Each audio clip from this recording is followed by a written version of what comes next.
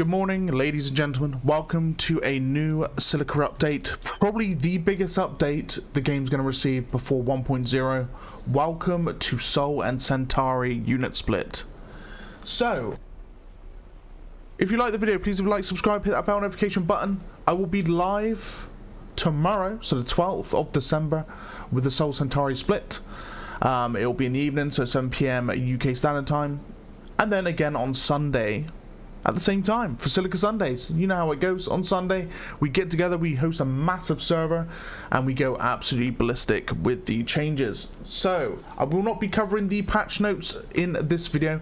I'm actually going to leave that. Hopefully I can get Dram with me to go through them with me, either live on stream or in a separate video. So stay tuned for that one. Without further ado, let's have a look at the Sol and Centauri split, which is going to be in the main branch. So no longer in the beta branch, no longer in that like before release into the main testing phase. We're actually finally going to be able to play with all of the units in the main branch for everyone else to use as well. So you're currently looking at the Sol Centauri HQ and their respective heavy and ultra heavy units. So we've got the heavy tank, the rail tank, the siege tank, and the crimson tank. I'm going a bit fast on that one because I have made a layout of everything, pretty much. Bar a few buildings like the radar dish, the research facility. I'm basically just laying out all the unit production facilities and their respective HQs. So we're going to be starting off with the barracks today. So we're going to be going down into the Sol barracks to start with. We're going to start with the Sol units, and then we're going to move over to the Centauri stuff afterwards. So we have got the Sol barracks, which is your place to build and create the lovely Sol infantry. These units you pretty know and love already, as you've seen them in the normal game before this release. So for example, we have got the scout, the scout here, the sniper, which actually is a new addition. So you know the sniper from previous was literally the marksman. So what I'm actually going to do right now is I'm going to be cheeky and I'm going to go into free cam. This is mainly because I can then zoom in a lot further into... So my cat is currently trying to get to me because I'm talking. And normally when I'm talking, my cat goes, "Oh, what are you doing?" So, yeah, bear with me. Right. There we go. And we're going to jump out into free cam. We're going to deactivate that. My cat is still trying to get to me, but it's okay. Right, okay. Sorry about that. Whilst I fight off my cat that really wants to get on me. Okay, so there we go, a lot better. So we've got the Sol infantry, we have got the commando, as you know and love, the heavy, the rifleman, the scout, and the sniper. Now the sniper technically is a new addition. It was actually the same character model. Sorry, 2 seconds. Literally trying to fight my cat off. Literally the sniper was this lad here, which is now Centauri's marksman. So we will go over to the marksman very shortly, but we're going to be covering all these Sol units today to start with anyway. So yeah, that is the infantry. The only real difference, to be honest, between the infantry again is the sniper. So as you know, this sniper here is actually a female character, actually quite smaller as well than standard infantry. So smaller footprint in general, able to hide a lot more. The heavy's got their own first person reload animation. I would show you, however I'm unable to take control in free cam for some reason, so we're going to be leaving that until the end. And I'll show you the animations that have been given to the heavy and respectively to the Juggernaut, which is Centauri's version of the heavy. So that being said, we're going to move over to the light vehicles now. So this is the light vehicle factory for Sol. So these doors are fully animate as well. So production comes from this platform. The doors will open and the units will come out of their production facility for Sol. We're going to start with the lightest unit here for Sol. So we have got ourselves the light quad, which is their version of the light raider, which is Centauri's quad. We've got the heavy quad as well, which again is a counterpart directly to the heavy raider, which we will see shortly. We have got the light striker, which, if you know this unit, is actually derivative to a real vehicle in the Chinese military, I believe. So a lot of these are coming from, I say a lot of these. This unit in particular is coming from a real life military vehicle. We have got the heavy striker, which you know and love, used to be the heavy armored car. We've got the AA truck, which is a anti-air missile launcher for Sol, and we've got the platoon hauler, which is their ground vehicle transport, has a machine gun on top. Quite a big footprint vehicle. That is that one there for you as well. So this is the light units here for Sol. We're going to be jumping over now to the heavy factory, which again is an animated platform. This door will open and units will come out from this pad here. These buildings have been constructed by Blietman and Springbok. They've done a fantastic job in creating these buildings from the ground up. Absolutely amazing looking buildings for Sol, giving Sol their look at me, I'm a big and nasty faction, I don't really care about anything apart from just the whole footprint of this faction is like, hello, I'm here, look at me, I'm big and beautiful. So you can see it kind of like represents a big engine, which is the look they were going for, which is pretty cool. Right, anyway, enough about the buildings for now. We're going to be looking at the units. So you know and love the hover tank, the rail tank. These units were part of the human faction's normal list of units. So you know and love these two anyway. The pulse truck, the same again, however it's had a new bed. So the truck itself is different from the original. It is now more in line with what Sol is looking to go for. And again with the barrage truck, which funny enough used to be the rocket truck. So we had like a rocket launcher on top, which funny enough is now with Centauri. However, again, Centauri's also been changed on a truck base, so now that is actually different, which we'll go over in a moment with Centauri. Heading up now to the aircraft. So these aircraft have been in the air release since the start. So we have got the gunship, the fighter, the dropship, and the bomber. You guys know and love these. These have been around for quite a while now. However, Centauri's have their own list of creations. There's headquarters for Sol as well. Jumping over now to the ultra heavy vehicle factory. So we have got, we're going to start with the harvester last. So we've got the siege tank, as you guys know. I believe this might still get renamed to the plasma tank. Maybe it might stay as a siege tank, to be honest, but we'll see. And then we've got the Sol harvester, another lovely looking vehicle. Hover harvester as well, so it's able to traverse more, it's able to turn on the spot. It has lasers at the front here, which is what mines the Balterium, and that will deposit it onto the refinery. So that is the Sol lineup. Now we're going to be jumping over to the Centauri lineup, which some of you guys probably much prefer. A good, nice Centauri player loves a bit of heavy firepower, and this is what Centauri represents.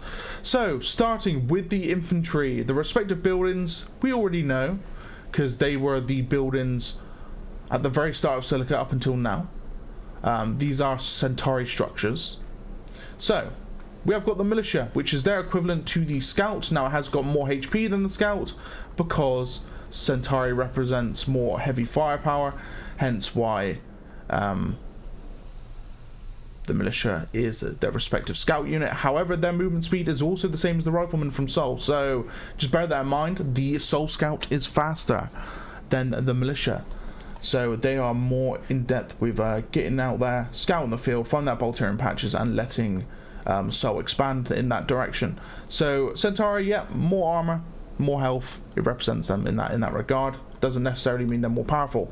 So we've got the trooper, which is their respective version of the rifleman. I actually really like the trooper. I really like his aesthetics. I like his gun. I just like the look of the trooper. I think it looks cool. Heading over now to their version of the heavy, which is the Juggernaut. So the difference between the heavy and the Juggernaut: the heavy fires 4 rockets in quick succession. The Juggernaut will only fire 1 before reload. However, the Juggernaut's firepower is more than heavy. Juggernaut's able to one-shot quite a few vehicles with that single rocket with a single shot. The heavy requires more, so more rockets to hit the target before it blows it up. The Templar is their version of the Commando. So the Commando has a Bolterium rifle. The Templar opts for a minigun, and this minigun absolutely shreds targets. It can destroy light vehicles. It annihilates aliens and human alike when it comes to infantry. The Templar is just, it's the T-800 of Centauri. It is absolutely brutal when it comes to just annihilating the battlefield, and it is brilliant, absolutely brilliant. So if you're looking for something with just sheer firepower and absolute just manic evil laughter galore, you want to use the Templar. It's absolutely amazing. It's a great fun unit to use. I always jump in with the Templar. I always teleport to places when I'm streaming on Sundays, and I just have an absolute blast with it. It's absolutely great. So the last unit on the infantry for Centauri is the Marksman. Now the Marksman is the same as the Sniper, however it comes with a big boy rifle. So you might actually know this rifle from real life. Let me know in the comments down below if you actually know what this rifle is. I know what it is, but I'm going to leave that down to you guys to figure out. It fires technically a 20mm tank round, I believe. Ones that you'd find in like a Bradley or BTR. So yeah, that's a little bit of a clue for you. So yeah, that is the Marksman. Absolute beast of a unit. The velocity of his gun is actually lower than the Sniper technically. That's what I feel like anyway. I'm actually prefer the Sniper if I'm sniping at long range. The Marksman I kind of struggle a little bit with, but I think that's just mainly the lack of playtime with the Marksman. So yeah, that is the Centauri infantry unit list. We're going to be jumping over now to the light vehicle factory. So we have got their counterparts to Sol. So you guys know these two vehicles right here. You've played with them previously. You'd use them at the start of every round as you'd go scouting for Bolterium, looking for the enemy. So we've got the Light Raider and the Heavy Raider, previously Light Quad, Heavy Quad. Not much change to them apart from sound and weapon sounding changes as well. You know these two. Again, with the Assault Car, used to be the Light Armored Car, now renamed Assault Car. This is Centauri's slightly heavier light vehicle unit. And then we have got what seems to be the first of their main different units. So we have got the Strike Tank, which is a 3-burst mini tank. It shoots 3 shells in quick succession in a burst before reloading. Flat Car, you know this vehicle already. This is the anti-air flak vehicle for Centauri. And then the Squad Transport, which used to be the armed transport before it was changed to the Squad Transport. It no longer has a grenade launcher, it has a normal machine gun as well. Lower footprint, it carries less troops than the Platoon Hauler. The Platoon Hauler has slightly more health, but it actually carries more troops because it is a bigger vehicle in general. So that is the light vehicles for Centauri. Heading over now to the heavy vehicles for Centauri. So we're going to start with their equivalent to the hover tank in some regard. Now I do believe these vehicles, even though they are like the direct counterparts to Sol, they do have their own unique abilities, and they are technically not always for example, the combat tank is not directly a counter to the hover tank. They have their different play sets. So just bear that in mind, and that goes for all the vehicles in both categories for both teams.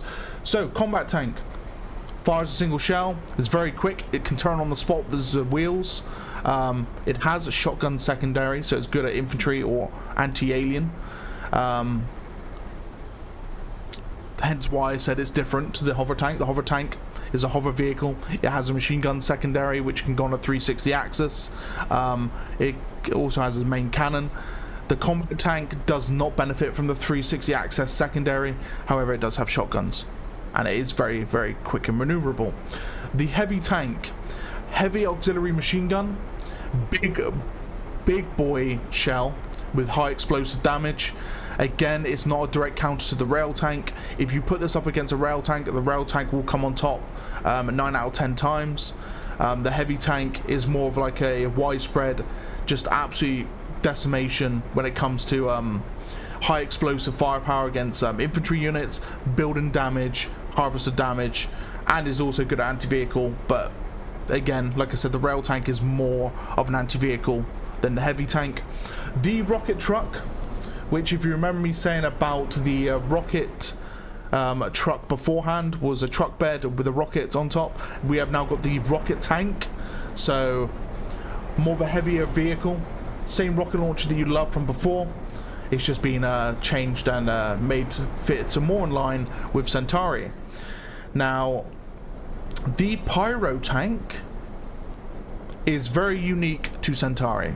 So if you love Command and Conquer and you love the flame tank, this tank is for you. It is the pyro tank. It is very, very similar. It fires a jet of fire, can blanket an area, can wipe out units of infantry. It can destroy tanks quite quickly as well. Yeah, an absolute beast of a unit. It's not to be slept on, to be honest with you. If you put this on, say, the map The Moor, where you've got quite a lot of like almost like funneled cliff areas, you put a pyro tank in this and you go up against any vehicle, it will absolutely just annihilate any vehicle in its path or any infantry in that gap, because of just how much coverage this vehicle can produce when it comes to just igniting the area. It's absolutely just insane. I absolutely adore the pyro tank. It's such a good vehicle, and it's not used widely enough for Centauri, and I believe it's because which we'll get to in a minute, it's just outclassed by a single vehicle. To be honest with you, I've seen one commander in particular on Sundays, Lucker. He loves to spam this vehicle, and I'll get to why in a minute. But we're going to be looking at the air units before we head over to that in particular unit. Just so you guys know, I've left the freight on the platform, but it's fine.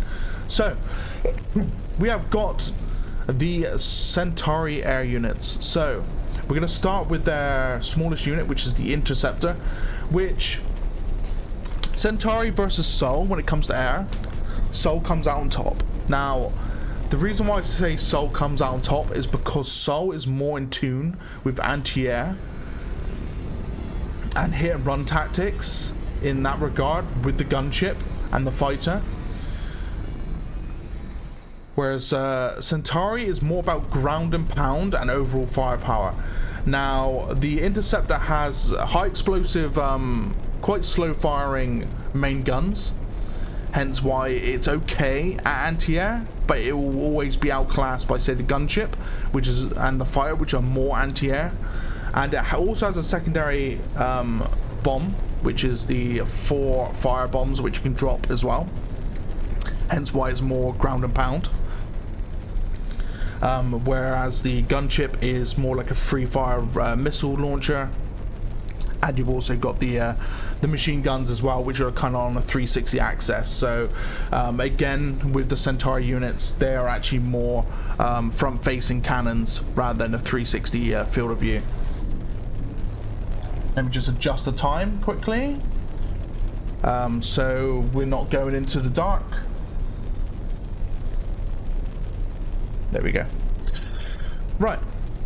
That being said, we're now going to be jumping over to the Dreadnought, which, again, if you're going anti-air with the Dreadnought, it's going to be insanely difficult for you to come out on top with this, with anti-air. Unless you're going up against like a Colossus or a bigger air unit from the aliens, or even going up against a bomber or something from Sol, 9 out of 10 times you lose an air fight against a gunship or fire. They just outmaneuver this Dreadnought. This Dreadnought is more about ground and pound. It's got 2 big guns on the front. It's got massive missile launchers at the front as well, which is a free fire dumbfire rockets, which absolutely just blanket the floor. This Dreadnought is 100% ground and pound. So just be wary if you're using this and you go up against enemy air. You either want to try and take your fight strategically, or just fly away, just run away, go to some anti-air, something else that can deal with the enemy air, because this dreadnought unfortunately will lose in air fights. However, it is very good at just blanketing areas and ground and pound in general. So that being said, we're going to be jumping over to their transport vehicle. I absolutely love this thing. The shuttle reminds me of the Pelican from Halo. It is a transport vehicle. It is designed for carrying infantry. It's got a gun at the front. That's about it really for the shuttle. That is its sole purpose. It is a it carries infantry. So over to the last big boy, which I've left on the landing pad. I was meant to take him off. Is the freighter. This is the equivalent to the bomber from Sol. Now, instead of dropping a single a bunch of bombs like the Sol bomber does, and it has a like a quite nice cannon as well, the Sol bomber, the freighter actually drops a payload of a big package. So it actually drops a cargo container full of Bolterium, which will not Bolterium, sorry, that is an absolute lie. It's Crimson. So Crimson is Centauri's special, like, high explosive chemical. They've developed it for combat, and they drop a whole canister of it, which can annihilate any building, any unit, or even harvester in its way. The explosions absolutely decimate, absolutely annihilate everything in its path. If you see this freighter, you need to be worried. The only good benefit for defending against this thing is if it starts dropping its payload from high up, you can actually shoot the payload to detonate it early. So that is a good defensive mechanism. If you go up against a freighter, just be wary that you can actually stop the payload from hitting a building and destroying a building. Just shoot the payload when it leaves the ship, and if you get it soon enough, you actually destroy the freighter in the process, because the explosion will kill the freighter. So bear that in mind. It has a main gun at the front, which is like it shoots like little mini rockets. It's not very effective. This is the main thing you need to look out for, is its back bomb. It also has a gun at the back for defending against enemy air. However, it's not as effective as you might think. You still want to back this up with anti-air, being the flak truck, or just having some interceptors to help out as well. So that is the Centauri Air. Now we're going to move over to the final units for Centauri. Now we're going to leave the Crimson Tank till last, because this is the one I want to talk about most. We've got the Harvester. You know the Harvester. This thing has been around since the start. This is Centauri's Harvester. Not much really to say about it, to be honest. You guys have played with it a hell of a lot. So that's the Harvester. However, this is the be-all end-all for Centauri. This is the big boy, the Annihilator, the Decimator, the Destroyer. God, the mouse with two cannons. Yeah, you guys know this thing. It's the Crimson Tank. Now, the Crimson Tank is Centauri's go-to end-game unit. It is their super unit. This thing, if you see multiple of these, you need to be scared. Loads of health, loads of firepower, loads of armor. Crushes anything it drives into, by the way. So if you have vehicles smaller than it, you gotta be scared. Like, if this thing runs you over, you're dead instantly. In any smaller vehicle. So you need to stay away from it. You need to try and take it out with rail tanks and siege tanks if you can, or aircraft. That's what it's weak to. It's weak to air. It's got no anti-air capability. It's got no secondary. It's slow. It's big. So just bear that in mind. If you see one of these, you want to prioritize it if you can, if there's nothing else going on. But yeah, this thing fires 2 rounds of Crimson. Crimson shells, which can decimate enemy targets. Different to the siege tank, where the siege tank is more of an artillery platform.